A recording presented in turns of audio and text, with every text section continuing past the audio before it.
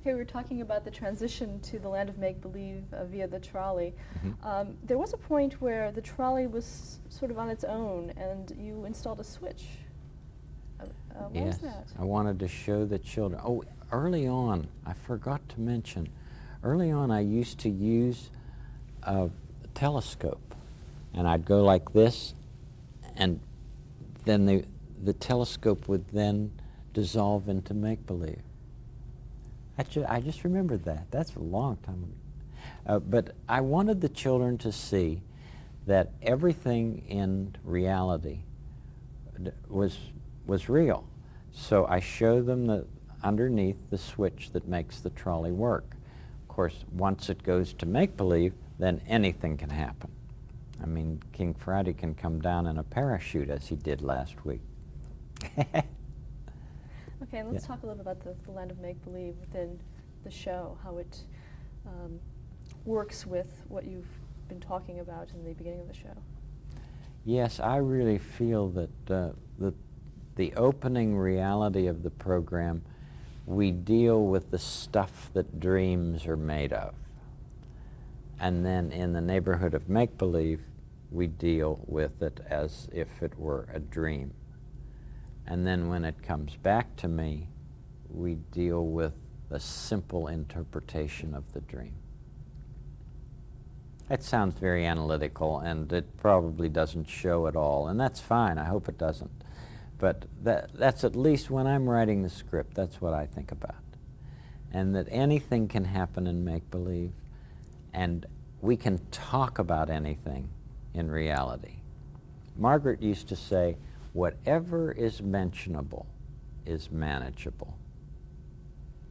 And I hope the children can get that from our work. Let's talk about some of those mentionable things that you wouldn't necessarily think of as mentionable. You did a special when Robert Kennedy was assassinated. Yes. How did that come about? Well, we stayed up all night. That, again, was, I think we did that live. I'm not sure. I think we did that for the network live. At any rate, there had been too many things. The country was in deep grief. I mean, President Kennedy had been killed, then Martin Luther King was killed, and then Robert Kennedy. And I said, I've got to talk to the families.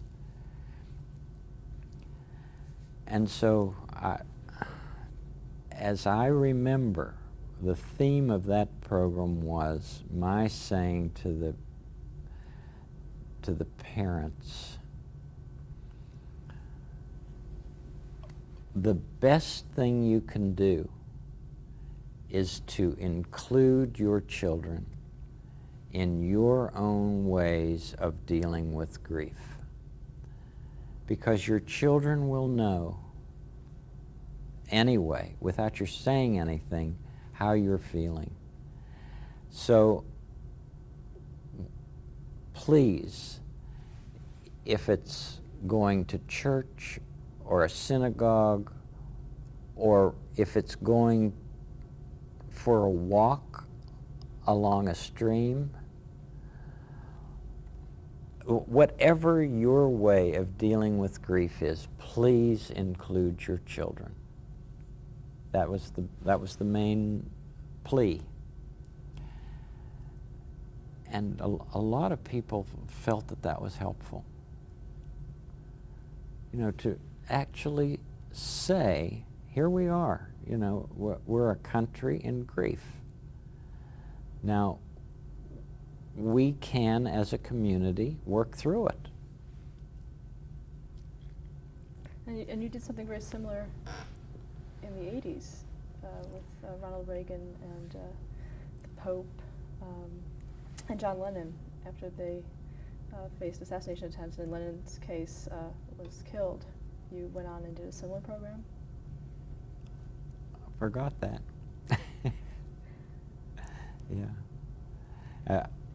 I do remember making the public service announcement for the war. The Gulf War? The Gulf War, yeah. And it, again, I think it was a plea for parents to allow their children to know that they would do everything they could to keep their children safe, because that's what children would be concerned about. There was all of this stuff on television about people getting killed and, you know, people in the direst of straits with visages that were tortured. And I understand that. I mean, I understand why that would need to be shown. But if children happen to see that, they could be frightened terribly. So, in fact, news programs are probably the most frightening programs for anybody. But what I wanted the parents to know was that invariably, when children see something like that, their first thought will be, what will happen to me? So, you know, whether we could be absolutely sure of this fact or not, we need to say it. I will take care of you. We need to say it. So the same would be true on the shows that you've done on divorce? Oh, sure. You know, my mother used to say a long time ago, whenever there would be any really catastrophe that was in the movies or on the air, she would say, always look for the helpers. There will always be helpers, you know, even just on the sidelines. That's why I think that if news programs could make a conscious effort of showing rescue teams, of showing medical people, anybody who is coming into a place where there's a tragedy, to be sure that they include that. Because if you look for the helpers, you'll know that there's hope. You also did a show on death. Mm-hmm. One of my goldfish died, and I wanted the children to know that I had feelings about that kind of separation. And while you can't get very close to a goldfish, it can remind you of something or someone that you were close to. And so that's why I talked about my dog, Mitzi, and when she died, and how I cried, and how my grandmother comforted me. No, it's just a matter of being honest with the children, and whoever happens to be watching with children. But if you had told me, for instance, 25 years ago, that I would have done a whole week on divorce, for instance, or on child care, I would have thought, that's beyond my belief, beyond my ken. But divorce is so prevalent, and if you're not affected directly, you're certainly affected indirectly in school or on the playground. So we did do a whole week about divorce. And Prince Tuesday was very concerned because his mother and dad were angry with each other that they were going to get a divorce. And that was how it was dealt with in make-believe. But then we had some real instances in reality. And then child care. I mean, many children nowadays are participating in child care who weren't 25 years ago. And what is the major concern of a child about child care? Well, being taken, and will somebody come and get them, and what happens when their parents leave them, and do their parents think about them while they're gone, and is it all right to think about their parents themselves when the parents are gone, that kind of thing. Have you ever talked about television? Just last week we did a program in which I read a book, actually, that I took the children to the library and showed them how books are taken out of the library, showed them some of the things that happen in a library, like a man teaching chess and another man helping children with crafts. And I love this library. It's the Homewood Library in Pittsburgh. It's just wonderful.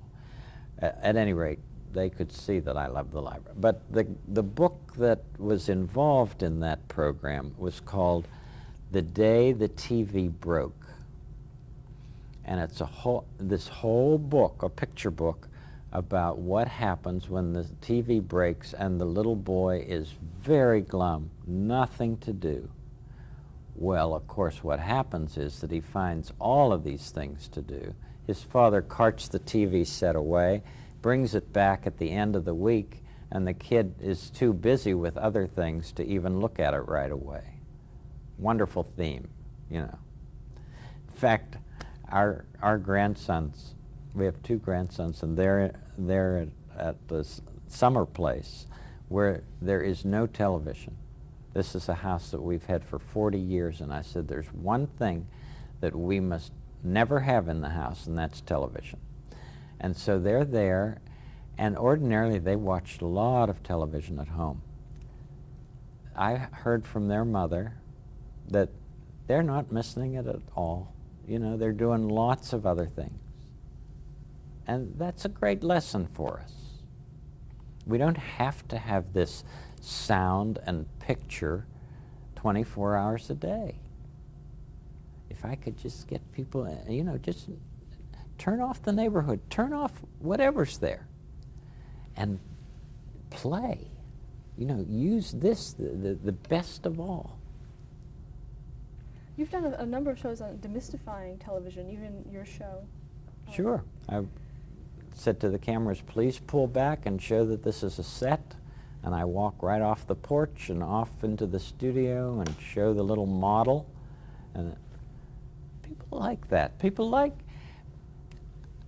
somebody said to me, why do you suppose that people have watched The Neighborhood for so long? I said, people love honesty. They like to be in touch with those who are honest and real. Don't you? I mean, don't you like to be with real people, that people who aren't afraid to make mistakes, and people who just know that life is a gift and relish in it? Yeah. Let's talk about mistakes for a moment. If you make a mistake while you're filming, do you sometimes leave them in? Mm-hmm. You may have seen the program in which Sylvia Earle came and showed, we were going to demonstrate to the children this aqua sound thing. I wanted to show the children how fish actually make noise underwater, because of course it's not anything we hear. So Sylvia put, you know who Sylvia Earle is? She's the sort of the present Jacques Cousteau. She's the last word when it comes to underwater stuff. In fact, we're going to tape with her probably in either September or October in these submergibles. They're just individual submarines. So she'll be in one and I'll be in the next, and we'll be going along. Anyway, she came and we put this thing into the tank, and you couldn't hear a thing. The fish weren't speaking, I guess. And so we went through it, and she said, well, that's that. And I knew that later in the program I had a film about it anyway. So I just said, well, sometimes things just don't work. And she said, yeah, that's right. And so we ended the scene and people said, well, I guess you want to do that again. And I said, no, I don't. I want the children to see that even with adults, sometimes it doesn't work out the way you planned. So that's in the program. The fish don't make any sounds. Let's talk about music. We've sort of talked about it, but how is music incorporated into the show? Aside from the songs, you have the background music. You have a lot of music. We do. It's it has a musical grid, this neighborhood. It's sort of the heartbeat of it all. I don't know what I would do without music. Well, I never have to be without music now because I have it here. I mean, even if I would go deaf or something, I'd always have it. But it's just such an integral part of my being that to be able to create with it is. I wonder if you're born that way. I mean, my grandfather McFeely loved to play the fiddle. In fact, I remember when there was a song that he played. It was called "Play, Gypsy, Dance, Gypsy, Play While You May." And he played that on the fiddle. I'll never forget the first time I was able to play the piano with him. Oh, I must have been maybe 8 when I learned that. I think that's why my wife loves piano work, because chamber music is much more fun than solo. To make music with somebody else, you know? I can see why people would love being a part of an orchestra.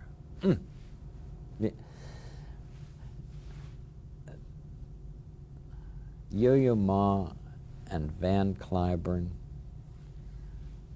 and all of these, Itzhak Perlman, and all of these people who have so generously come and given their talents, you know, on the neighborhood.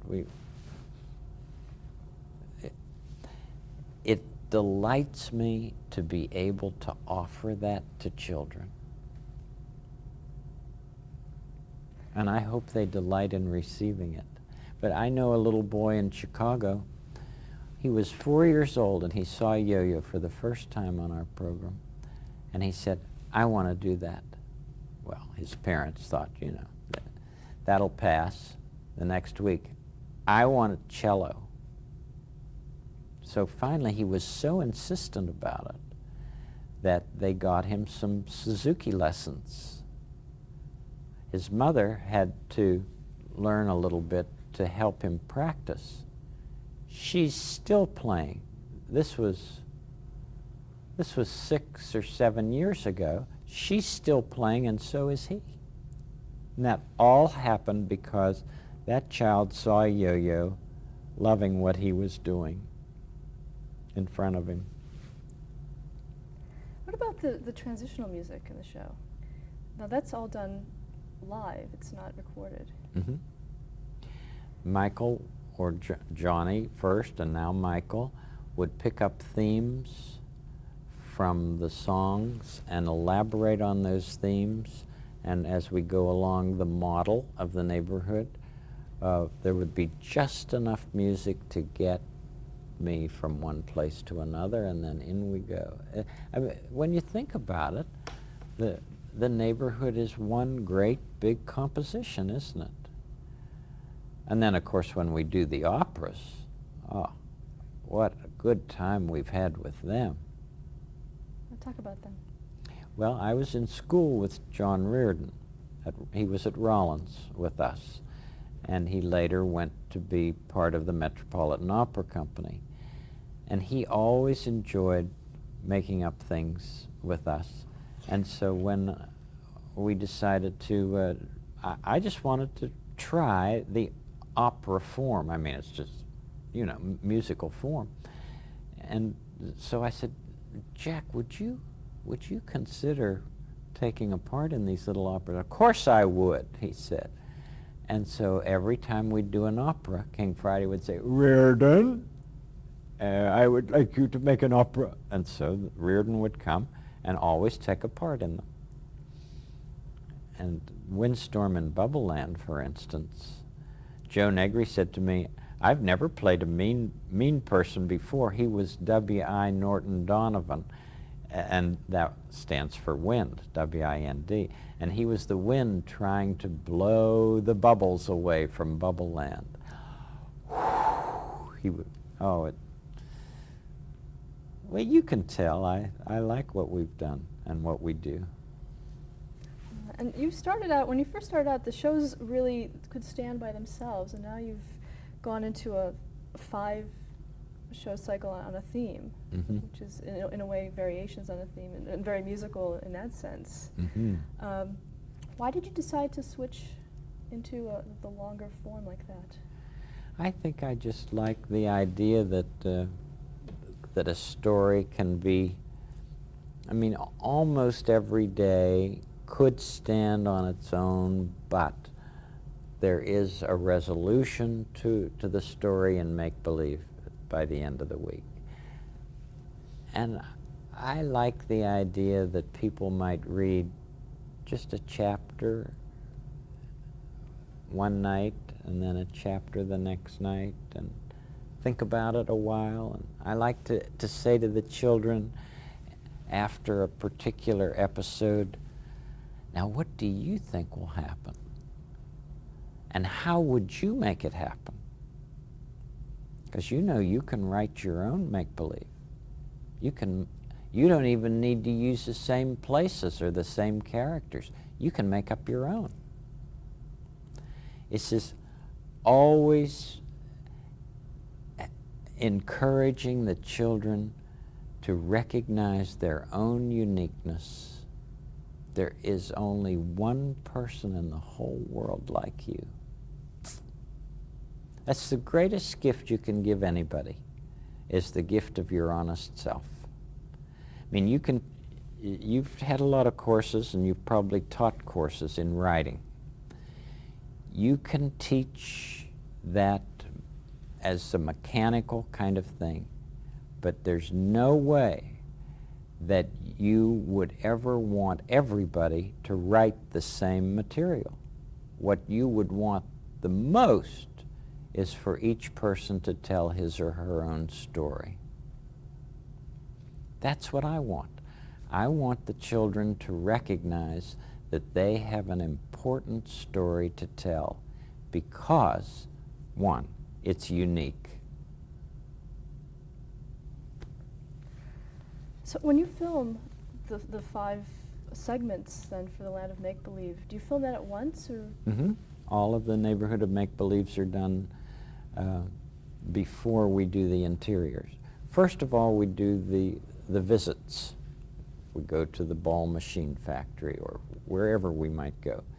Then we do all of the neighborhoods of make-believe, and then we do all of the interiors, and then we edit them all together. Very different from doing that program early on that was all live, But the sets are just too big to put up and take down. So we figure that for every minute that's on the air, there is at least an hour of production. That's just a rule of thumb. On some of the remotes, it's much more than that, of course. But that's an average. So every minute that you see, we've been producing for an hour. And that doesn't count the script writing and all of the telephone calls and all of the production meetings and all of that. It's just production. It looks so effortless, and that's the way it should look. But there's a lot of effort. There are some scenes that I'll do in my room, for instance, and every time we tape a scene, then I go and sit and look at it. And invariably there might be something that I might do a scene 7 times. I just want it to be comfortable and right.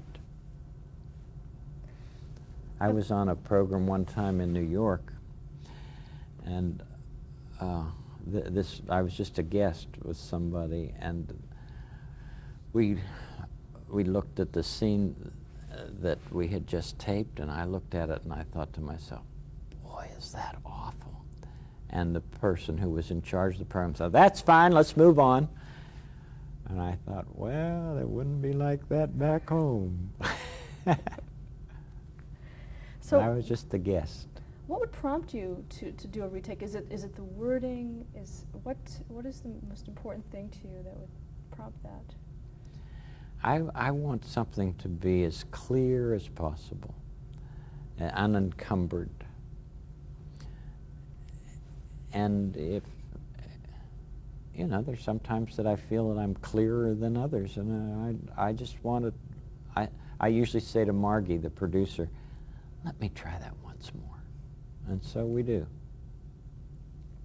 Let's talk a little bit about the people behind the scenes Mhm. at Mr. Rogers. Our producer is Margie Whitmer. She studied to be a school teacher. She's softly tough. She's a kind person, and yet very well disciplined. Doesn't want too much distraction in the studio. You know, it's a real temptation to open the doors of the studio when we're taping to every imaginable group of people. And we do have some Make-A-Wish guests who come, that is their wish, that they come and meet us. And they've been some of the most wonderful visits that I've had. Oh, my thing's upstairs, but I carry pictures around with me of some of the kids who have come to visit.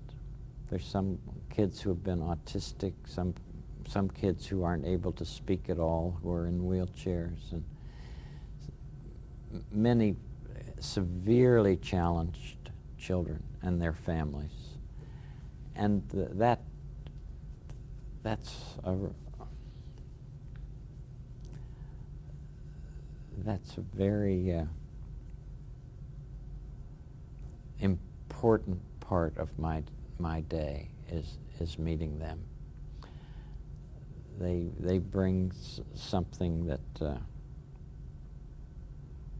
I don't know, the people who have the toughest time in this life inspire me so enormously. I mean, everybody has difficulties. Some are just more obvious than others. And many people who have exceedingly obvious difficulties are able to let us be more in touch with our own and share them. And so consequently, we become a community. And you probably want to change tapes.